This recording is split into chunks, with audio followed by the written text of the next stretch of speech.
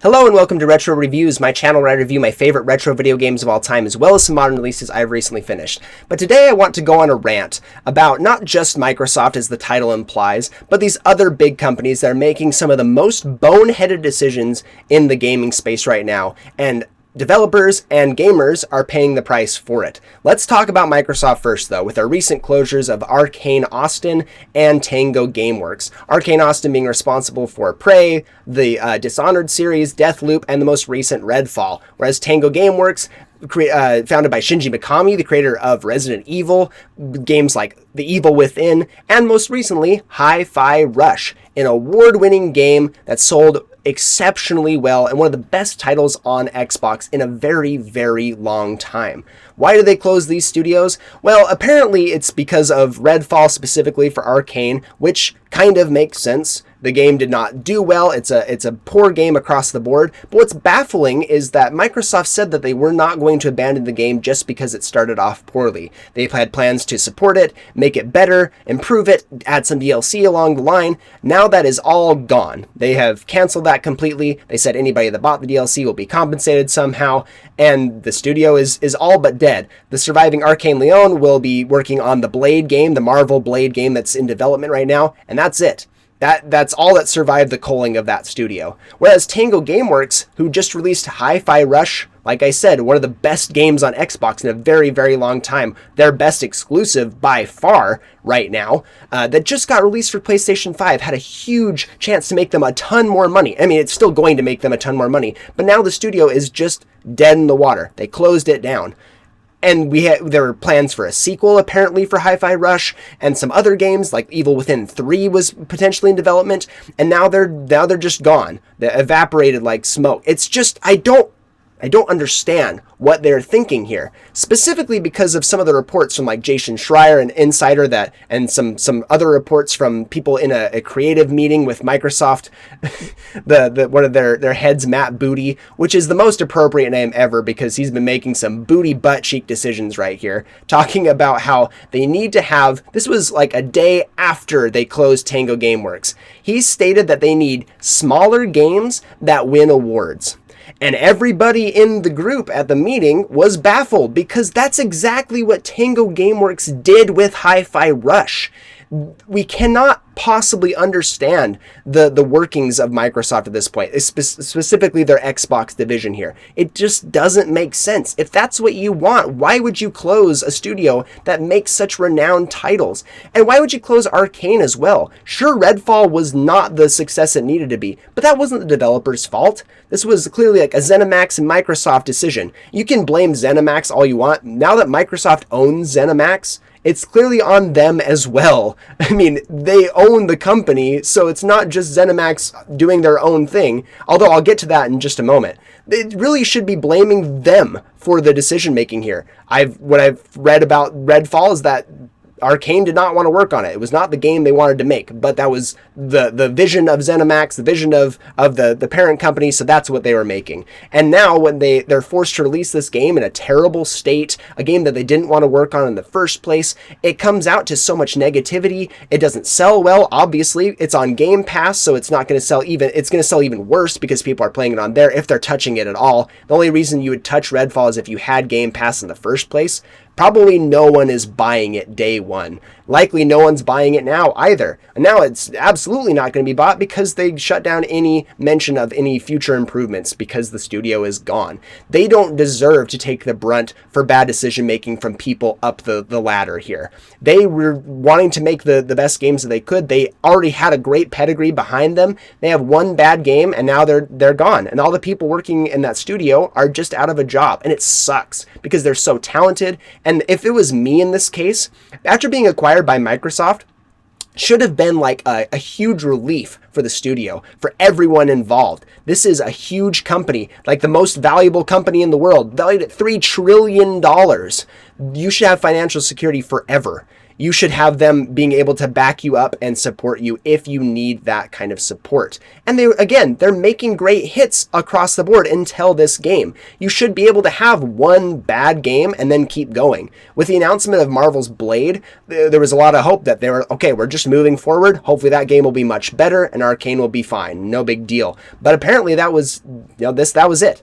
And ZeniMax and Microsoft aren't going to take the fall for it. They're just going to close the studio because that looks better for investors. To say we cut some expenses, we closed down some studios that weren't being profitable, and now we're good. Investors don't care about the games. They don't care about the studios. They don't care about the livelihoods of the people working there. They just care about the numbers and how it affects their bottom line. And that's the worst part. Let's go back to Tengo Gameworks here. They made an award-winning game that won a BAFTA. It sold like 3 million units in a very short period of time, recently got ported to PlayStation 5, is poised to make them a ton of money. And now any potential sequel for Hi-Fi Rush, which apparently was planned, and any sequel for the Evil Within 3 that was apparently in the works or in the process of being the idea being created, whatever it is, the early stages of development, now those are gone forever, in fact, because no one's going to be working on them anymore. And if I was part of that studio, if that was me in that studio,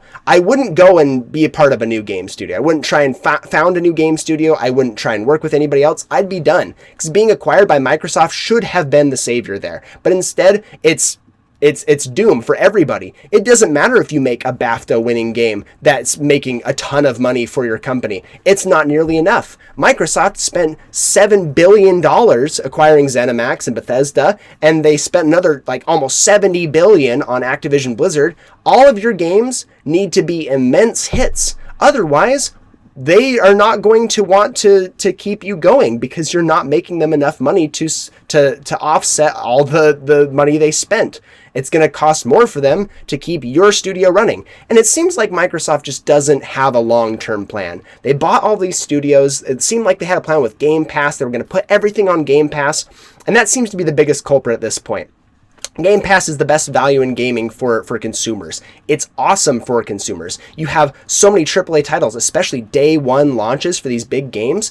That's a huge boon for you. You don't have to spend a ton of money on all these games, and you can discover games maybe that you didn't even know existed before, and that looks cool. I'll try it out because it's on Game Pass. It's great for the consumer. It's not great for Microsoft, clearly. They are clearly hemorrhaging money, and these studios that maybe would have made money on these games, would have made on the sales of the individual games, but now it's on Game Pass, are going to be hemorrhaging as well. And when they're not making great sales on their figures on their games, it looks bad for the studio itself, even though Game Pass, Microsoft specifically, is to blame for it, for the poor numbers on their behalf here. So it just sucks that these smaller studios are taking the brunt of Microsoft not knowing what they have here, what to do with all their things. Some of the reports that they've talked about have said that they just don't have enough executives. They're spread too thin across all these studios because they have too many studios now. It's baffling that they wanted to acquire all these in the first place. What was the point? What was the overall goal? Clearly there was not a great goal in mind, because now you're shutting down a studio that just pumped out a hit for you. Your best game in such a long time. I just don't understand. Even more baffling is some insider reports from a meeting held like a day after the closure of these studios. Matt Booty, one of the leaders, appropriately named since he's making such booty butt cheek decisions with all these closures and managing the staff, said that they need more small games that are award-winning titles, which is exactly what Hi-Fi Rush was. Exactly what Tengo Gameworks had made. What's the point of saying this? We're just blowing smoke at this point. You want those games, but you're going to close down studios that make them, that win awards, that sell exceptionally well? They're not safe from a culling? It's so stupid to me, and I don't understand why you would buy the studios if you didn't have a plan to support them and keep them going. I hope that Marvel's Blade is a hit.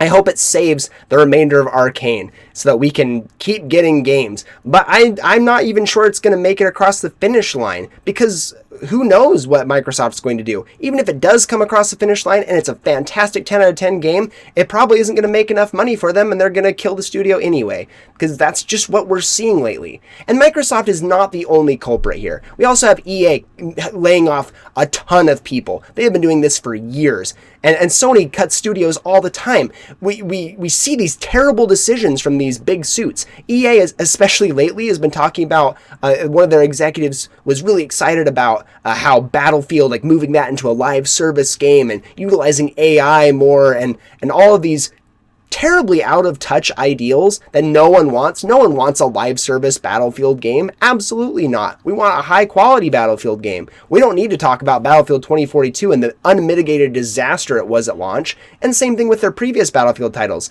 We don't want a live service game that launches in a terrible state. We just want good Battlefield games. That's what we want. But these executives are so out of touch. It's astonishing. I guess it shouldn't be at this point after all the boneheaded decisions they've made. Sony recently, by sticking their paws into Helldivers 2 and almost running it right into the ground after being an unmitigated success story for them and their studios.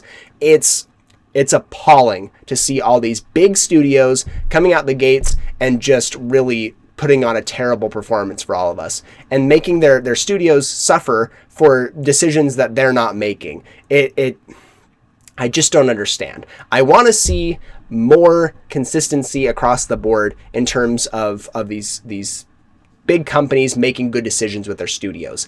In fact, what the biggest thing that we really need to have here in the gaming space in general is scaled back games. Get rid of the AAA formula. I don't want to hear quadruple A ever again, because Skull and Bones was awful. Like a terrible launch, a decent game. I'm glad it came out and it was actually okay, but man, a terrible disaster for Ubisoft for sure.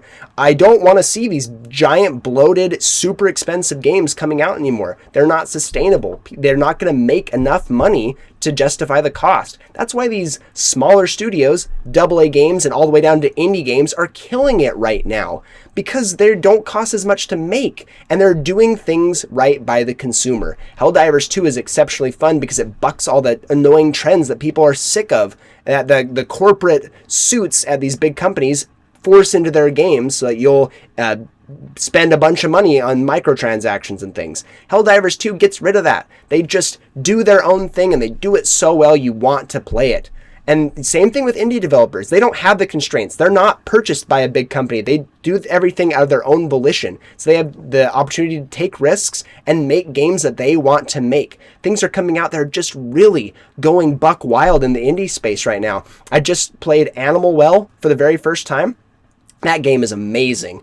I'm really, really enjoying that game after one playthrough, one session of playing that game. It's crazy how these smaller studios, even new studios in this case, are just pumping out fantastic hits and on smaller budgets, and they're clearly going to make their money if they're really good, because they didn't cost a lot of money to make in the first place. That's the lesson that these publishers really need to understand. We need more consistent, smaller projects that we can all enjoy, instead of these AAA nonsense productions that, if they fail, it's going to tank the entire studio that made them. I don't know. It's so frustrating to see. I hate talking about stuff like this because I get so aggravated, and I just want to see change. And it doesn't look like it's coming anytime soon. I saw the reports that Microsoft is expected to lay off even more people, that more studios are likely to follow. We're probably going to get the same thing from EA, even though they've cut a lot of people and had a bunch of layoffs. They're probably going to do some more. I expect to see it from the big players, even from Sony, probably from Nintendo. I don't want to see any of that. The people that are working on these games, working so hard to bring us great experiences, don't deserve to be out of a job when all they do is work their best and make great projects. Especially the ones that make the best projects should not be the ones getting laid off. I don't know. It sucks to be a consumer right now and see all these terrible things happen to these studios when it's not their fault. It's just these big corporations making awful decisions and us paying the price for it. That's what I wanted to talk about today. Thank you so much for watching, and I'll see you on the next one.